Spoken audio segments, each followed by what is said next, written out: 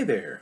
In today's video, I want to talk a little bit about the idea of natural stewardship or ecological stewardship, um, caretaking of land, um, and all of that. Those series of concepts, that kind of cluster of concepts, is tied up very much in complex topic called animism. I believe that all of nature, all of the natural world, is alive. I believe that because it's true. Um, I believe that all life is intrinsically tied together into kind of a lattice, an interconnected, interdependent uh, series of systems that are not just connected, but are actually dependent on one another. And so we as human animals uh, are intrinsically tied into ecological and natural systems. It is our modern context to find ourselves as largely removed from those natural systems that we inherently depend on. There are a lot of reasons for this, and those reasons are um, kind of, we could argue if, whether or not they're anybody's fault, but I really ultimately believe that we've kind of arrived at this moment somewhat unintentionally and somewhat intentionally um, as part of this kind of slow extraction of humanity from nature. I believe that this started as a result, actually, of uh, a total embrace of this kind of transcendent religious concept. Um,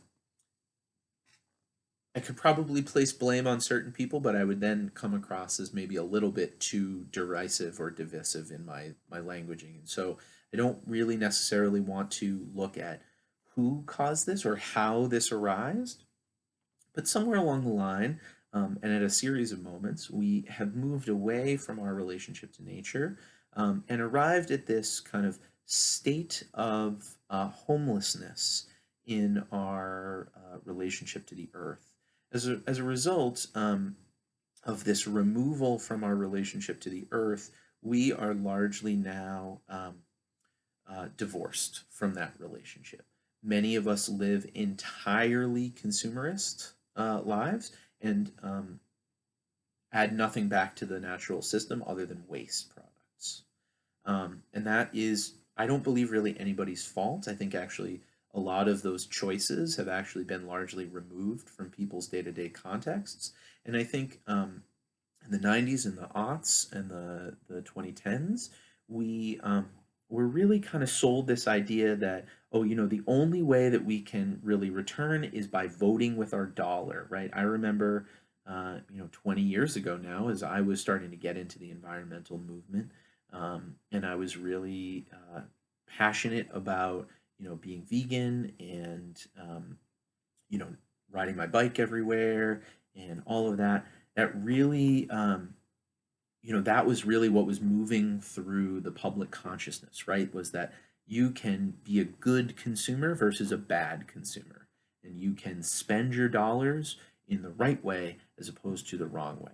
And ultimately, I believe that that was just another marketing campaign to get people to keep spending and to not decouple themselves from the capitalist consumer mindset and framework, um, while also mm, kind of like placating the guilt. And that is really, it was in my understanding that it was actually a propagandistic, sort of placation of my guilt that was being taken advantage of, that really caused me to divorce myself more and more over the last 20 years or so from many of the mechanisms uh, of capitalist control. So again, this is a journey. This has been a journey, right? This isn't. I'm not saying very specifically like wake up tomorrow and completely remove yourself from the context that you find yourself in.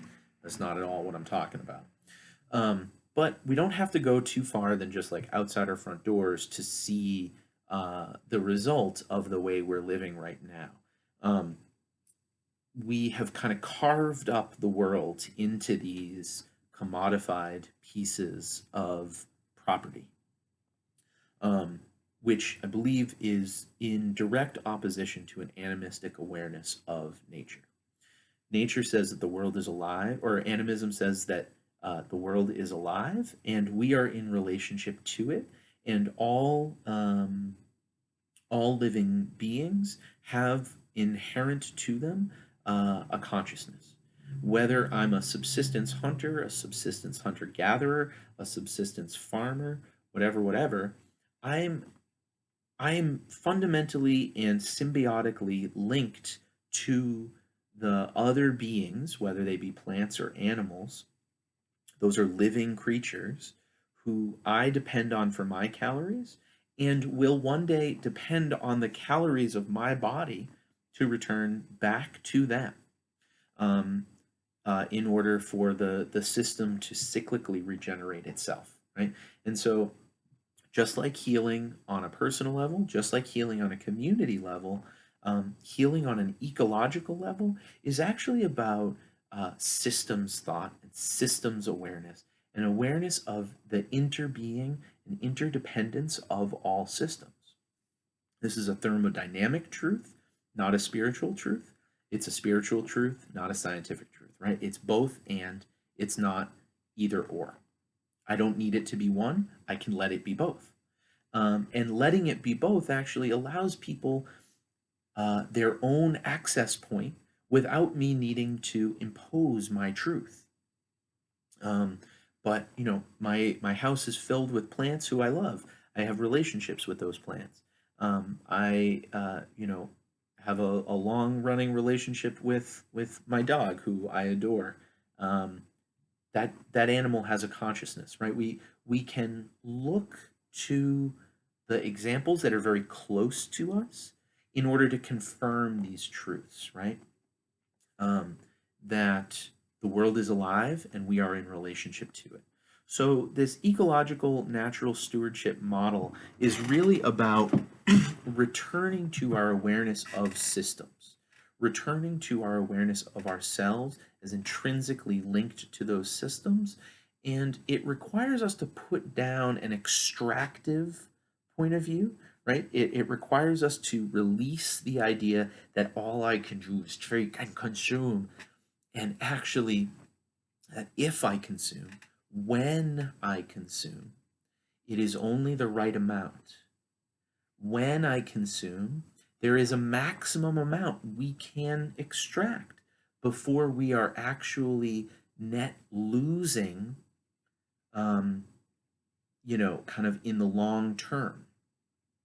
I don't, I don't use this language lightly, but essentially what we are doing right now with our extractive practices is literally eating our children, right? We are literally taking so much from the world that our children will be dead. They will not be able to live in a future because we have become so extractive, so greedy in our consumption that we are not actually allowing enough to regenerate for future generations to have enough to survive. And so this changing, this kind of deeply different relationship requires us to have a deeply different relationship to ourselves, deeply different relationship to the world around us, different relationship to each other, different relationship to this idea. And really, I believe at the heart of it is this underlying assumption of capitalism, which says, oh, we can just keep growing forever. Given an infinitely large space, that's possible, but we don't live in an infinitely large space. We live in a finite space. We live on Earth, one system, one thermodynamic system. And we don't need to go too much further than the laws of thermodynamics to understand the way systems work. We then can look at the way that forest ecology and different biological systems interrelate and interact with one another in order to see that we have effectively kind of over extracted and we are continuing to over extract so that we continue or can continue to grow infinitely. And we are going to need to start extracting from people and from places and from things in a way that's going to become much less humane over time, right? We're going to be able to less and less hide the effects of empire. We're going to be able to much less hide the effects of capitalism. And these things are going to start to come home to roost. And only now, I think, is it really fully seeping into the general consciousness, the general awareness that we are destroying not just the planet over there, right? It's, oh shit, it's everywhere, right? We've commodified water so much that, you know, it's now become a privilege to be able to have water that's not poisoned. Guys, that's a that's a pretty complex relationship with our environment. And we all have to take responsibility for that relationship.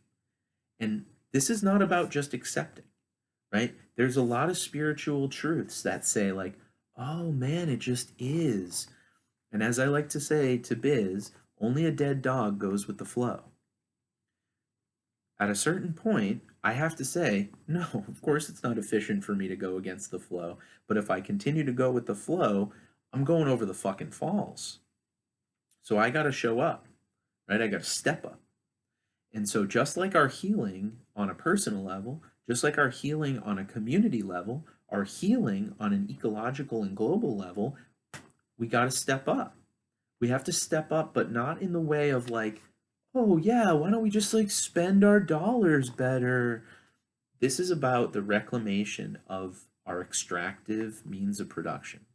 This is dangerous stuff. This is hard stuff. This requires a lot of understanding of economics. This requires a lot of understanding of the means of production themselves. This requires a lot of understanding of logistics. These are not simple problems to solve. But as always, I come back to why is the spiritual religious path the most important? Because if I'm not extracting, if I'm not extractive in my awareness, then I can speak very clearly about the fact that, hey, listen, I don't have a horse in this race other than life. I don't have a horse in this race other than the benefit of many. And that to me is how we all have to begin to operate in our relationship to the earth. Not how do I get more for me, but how do we, as a collective, as a populace, not just as a populace of humans, but as an animistically informed global citizenry of plants, animals, of fungus, of sea creatures, of, whatever beautiful little critters we find thousands of feet underneath the water that we don't even know exist yet. How are all of us in relationship to one another? I'm going to try to cut this video off here, but when I'm speaking on the website about this idea of ecological stewardship, global stewardship, this is what we're talking about. This is the type of interdependent understanding that we all need to allow ourselves to step into. I thank you so much for your time. If you've followed me down the rabbit hole this far, I deeply appreciate you. And many blessings on your path. Thank you so much for your time. Have a beautiful day.